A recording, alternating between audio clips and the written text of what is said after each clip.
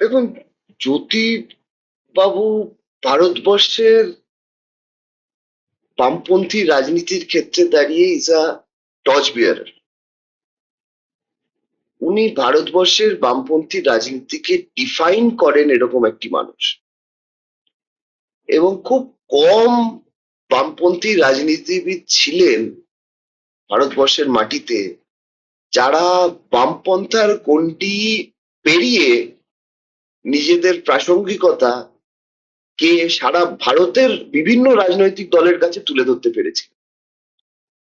জ্যোতিবাবু এরকম একটি মানুষ ছিলেন যারা যিনি আমাদের পার্টির ক্ষেত্রে দাঁড়িয়ে তো কিংবদন্তি একজন ব্যক্তিত্ব ছিলেন বটেই, কিন্তু আমাদের পার্টি তার পার্টির গণ্ডি পেরিয়েও আমার মতে তিনি সারা ভারতের বিভিন্ন রাজনৈতিক দলের কাছে একটা বিরল